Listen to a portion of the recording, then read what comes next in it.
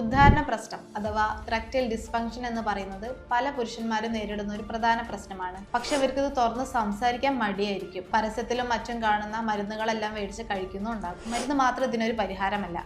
നമ്മുടെ ഈ ആരോഗ്യശൈലിയും ജീവിതശൈലിയും എല്ലാം ഇതിനെ ഡിപ്പെൻഡ് ചെയ്തിട്ടാണ് ഇരിക്കുന്നത്. ഉദ്ധാരണ പ്രശ്നമുള്ളവർക്ക് ഉദ്ധാരണം പഴയതിനേക്കാളും മെച്ചപ്പെടുത്താനും ഭാവിയിൽ ഉദ്ധാരണ പ്രശ്നങ്ങൾ ഇല്ലാതിരിക്കാനും സഹായിക്കുന്ന 11 ആഹാരങ്ങൾ ഏതൊക്കെയാണെന്ന് നോക്കാം.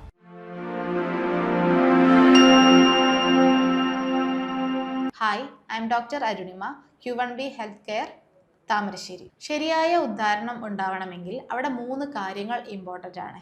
ഏതൊക്കെയാണെന്ന് വെച്ചാൽ, ശരിയായ രീതിയിലുള്ള ഒരു രക്തയോട്ടം ഉണ്ടാവണം, പിന്നെ നെർവ്സിൻ്റെയും ഹോർമോണുകളുടെ എല്ലാം ആരോഗ്യവും നമ്മുടെ മെൻ്റൽ ആരോഗ്യവും ഇതിനെ ഹെൽപ്പ് ചെയ്യുന്നതാണ്. ലിംഗത്തിലേക്കുള്ള രക്തയോട്ടം കുറയുന്നത് വഴി ഇറക്ഷൻ ശരിയായി നടക്കില്ല. സോ ഈ ബ്ലഡ് വെസൽസിനെ ഹെൽത്തി ആക്കുന്ന ആഹാരങ്ങൾ വേണം നമ്മൾ കഴിക്കാൻ. അത് ഏതൊക്കെയാണെന്ന് നോക്കിയാൽ, ഒന്നാമത്തതാണ് ഇലക്കറികൾ. ചീര, സ്പൈനാച്ച്, ലെറ്റ്യൂസ് പോലുള്ള ഇലക്കറികളിൽ ധാരാളം നൈട്രേറ്റ്സ് അടങ്ങിയിട്ടുണ്ട്. ഈ നൈട്രേറ്റ്സ് നമ്മുടെ ബോഡിയിലെത്തുമ്പോൾ അത് നൈട്രിക് ഓക്സൈഡ്സ് ആയിട്ട് മാറുന്നു. ഈ നൈട്രിക് ഓക്സൈഡ്സ് നമ്മുടെ ഈ രക്തക്കുഴലുകളെയൊക്കെ വികസിപ്പിക്കാനും രക്തയോട്ടം നന്നായി നടത്താനും സഹായിക്കുന്നതാണ്. രണ്ടാമത്തേതാണ് ബീട്രൂട്ട്. ബീട്രൂട്ട് എന്ന് പറയുമ്പോൾ അത് നൈട്രേറ്റ്സിൻ്റെ ഒരു പവർ ഹൗസ് എന്ന് വേണമെങ്കിൽ പറയാം. അപ്പോൾ ഈ നൈട്രേറ്റ്സ് നമ്മുടെ ബോഡിയിൽ എത്തുകയും ചെയ്യും, രക്തയോട്ടം നന്നായി നടക്കുകയും ചെയ്യുന്നു. മൂന്നാമത് നമുക്ക് ഡാർക്ക് ചോക്ലേറ്റ്സ്. ഡാർക്ക് ചോക്ലേറ്റ്സിൽ ധാരാളം ഫ്ലാവിനോയിഡ്സ് അടങ്ങിയിട്ടുണ്ട്. അത് നമ്മുടെ ഈ ഓക്സിഡേറ്റീവ് സ്ട്രെസ്സ് കുറയ്ക്കാനും നമ്മുടെ രക്തക്കുഴലുകളുടെ വഴക്കം കൂട്ടാനും സഹായിക്കുന്നതാണ്. നാലാമത്തേതാണ് വാട്ടർമെലൺ അല്ലെങ്കിൽ തണ്ണിമത്തൻ, വത്തക്ക എന്നൊക്കെ പറയുന്നത്. ഇതിൽ ധാരാളം സിട്രുലിൻ എന്ന് പറഞ്ഞ അമിനോ ആസിഡ്സ് അടങ്ങിയിട്ടുണ്ട്. അത് നമ്മുടെ ഈ നൈട്രിക് ഓക്സൈഡ് പാത്വേനെ സഹായിക്കുന്നതാണ്. അടുത്തത് നട്ട്സ് ഈ ആൽമണ്ട്സ്, വാൾനട്ട്, പിസ്ത ഒക്കെ പോലുള്ള നട്ട്സുകളിൽ അർജിനൈൻ എന്ന് പറഞ്ഞിട്ടുള്ള കമ്പോണൻറ്റ് ഉണ്ടായതുകൊണ്ട് തന്നെ നൈട്രിക് ഓക്സൈഡ്സിൻ്റെ പ്രൊഡക്ഷനെ സഹായിക്കുന്നതാണ്. അടുത്തതാണ് ഫാറ്റി ഫിഷസ്. അതായത് ചൂണ, മത്തി, സാൽമൺ എന്നൊക്കെ പോലുള്ള ഫിഷസിൽ ഒമേഗ 3 ഫാറ്റി ആസിഡ്സ് ധാരാളം അടങ്ങിയിട്ടുണ്ട്. അത് നമ്മുടെ ഈ ഒരു രക്തക്കുഴലുകളുടെ ആരോഗ്യത്തിനും ഹൃദയത്തിൻ്റെ ആരോഗ്യത്തിനും ഒക്കെ നല്ലതാണ്. പിന്നെ പറയുന്നതാണ് പോമിഗ്രാനൈറ്റ് അല്ലെങ്കിൽ അനാറ്, കുറുമാമ്പഴം, മാതളം എന്നൊക്കെ പറയുന്നത്.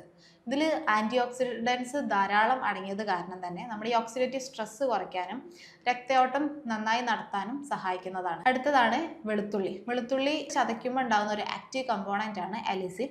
ഇത് നമ്മുടെ കൊളസ്ട്രോൾ കൺട്രോൾ ചെയ്യാനും രക്തയോട്ടം മെച്ചപ്പെടുത്താനും സഹായിക്കും. 9ാമത്തേതാണ് ഓട്സ് എന്ന് പറയുമ്പോൾ അതിൽ L-അർജിനൈൻ എന്ന് പറഞ്ഞിട്ടുള്ള കമ്പോണൻറ്റ് ഉണ്ടായതുകൊണ്ട് തന്നെ കൊളസ്ട്രോൾ കൺട്രോൾ ചെയ്യാനെല്ലാം സഹായിക്കുന്നുണ്ട്. അടുത്തത് തക്കാളിയിൽ ലൈക്കോപ്പിൻ അടങ്ങിയതുകൊണ്ട് തന്നെ ഈ രക്തക്കുഴലുകളുടെ ആരോഗ്യത്തിന് അത് ആവശ്യമാണ്. പിന്നെ പറയുന്നത് ഈ ബെറീസ് ആണ്. ബ്ലൂബെറി, സ്ട്രോബെറി പോലുള്ള ബെറീസിൽ ധാരാളം ഫ്ലാവിനോയിഡ്സ് അടങ്ങിയിട്ടുണ്ട്. ഫ്ലാവിനോയിഡ്സ് നമ്മുടെ ഈ ഒരു എൻഡോത്തീലിയൽ സെൽസിൻ്റെ ഫങ്ഷനും ഈ രക്തക്കുഴലുകളുടെ ശരിയായ രീതിയിലുള്ള ഒരു ഫങ്ഷനും ഹെൽപ്പ് ചെയ്യുന്നുണ്ട്. ഇത്രയൊക്കെയാണ്. ഏതൊക്കെയാണെന്ന് ചുരുക്കി പറഞ്ഞാൽ, ഇലക്കറികൾ, ബീട്രൂട്ട്, ഡാർക്ക് ചോക്ലേറ്റ്, തണ്ണിമത്തൻ, ഫാറ്റി ഫിഷ്, മാതളം, വെളുത്തുള്ളി, ഓട്സ്, തക്കാളി, ബ്ലൂബെറീസ്, ഇതൊക്കെയാണ് ഉള്ളത്. ഇത്രയും കാര്യങ്ങളാണ് ഭക്ഷണത്തിൽ ശ്രദ്ധിക്കേണ്ടത്. ദിവസം ഇതിൽ മിനിമം 2 എണ്ണമെങ്കിലും ഉൾപ്പെടുത്താൻ വേണ്ടി ശ്രദ്ധിക്കുക. പിന്നെ ഒരു കാര്യം ക്ലിയറായി പറയാം, ഇതൊന്നും ഈ വയാഗ്ര പോലുള്ള ഒരു ഇൻസ്റ്റന്റ് ഇറക്ഷൻ തരുന്ന ഭക്ഷണങ്ങളല്ല. ഇവയെല്ലാം നമ്മുടെ ഈ രക്തക്കുഴലുകളുടെ ആരോഗ്യത്തെയും ഹൃദയാരോഗ്യത്തെയും എല്ലാം ഹെൽപ്പ് ചെയ്യുന്നവയാണ്. ഇത് നമ്മൾ ഫോളോ ചെയ്യുന്നത് വഴി നമുക്കൊരു ലോങ് ടേം ആയിട്ടൊരു സെക്ഷൽ ലൈഫ് കിട്ടുന്നതായിരിക്കും. ഇതൊക്കെയാണ് മെയിനായിട്ടുള്ള നമ്മൾ ഫോളോ ചെയ്യേണ്ട ഭക്ഷണങ്ങൾ.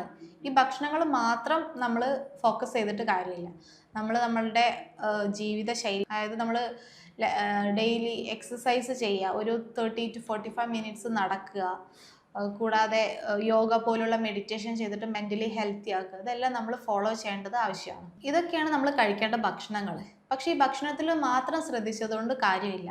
നമ്മുടെ ജീവിതശൈലി, അതായത് എക്സസൈസ് ഡെയിലി അല്ലെങ്കിൽ ആഴ്ചയിൽ 3 ദിവസമെങ്കിലും മിനിമം എക്സസൈസ് ചെയ്യണം. അതുപോലെ തന്നെ ഒരു 30 മുതൽ 40 മിനിറ്റ് വരെ ഒന്നും നടക്കാൻ വേണ്ടി ശ്രദ്ധിക്കുക. ഇതെല്ലാം കൂടെ ആവുമ്പോൾ മാത്രമാണ് നമുക്കൊരു നല്ലൊരു റിസൾട്ട് ഉണ്ടാവുന്നത്. ഉദ്ധാരണ പ്രശ്നം എന്നുള്ളത് പുരുഷൻ്റെ ലൈംഗികാരോഗ്യത്തെ മാത്രമല്ല ബാധിക്കുന്നത്, അത് നമ്മുടെ രക്തക്കുഴലുകളുടെ ആരോഗ്യത്തെയും ഹൃദയാരോഗ്യത്തെയും ഒക്കെ അത് സൂചിപ്പിക്കുന്നുണ്ട്. സോ ഈ ഉദ്ധാരണ പ്രശ്നം റിപ്പീറ്റഡ് ആയിട്ടുണ്ടെങ്കിൽ അതിനെങ്ങനെ ഇഗ്നോർ ചെയ്യാതെ മതിയായിട്ടുള്ളൊരു ചികിത്സ തേടേണ്ടത് ആവശ്യമാണ്. ഇങ്ങനെയുള്ള ഉദ്ധാരണ പ്രശ്നമുള്ളവരാണെങ്കിൽ നല്ലൊരു ഡോക്ടറുടെ കൺസൾട്ടേഷൻ തേടാവുന്നതാണ്. ഇനി ഞാൻ പറഞ്ഞതിൽ എന്തെങ്കിലും സംശയമുണ്ടെങ്കിൽ താഴെ കാണുന്ന നമ്പറിൽ നിങ്ങൾക്ക് കോൺടാക്റ്റ് ചെയ്യാം. മറ്റൊരു വീഡിയോ ആയിട്ട് വീണ്ടും കാണാം. നന്ദി.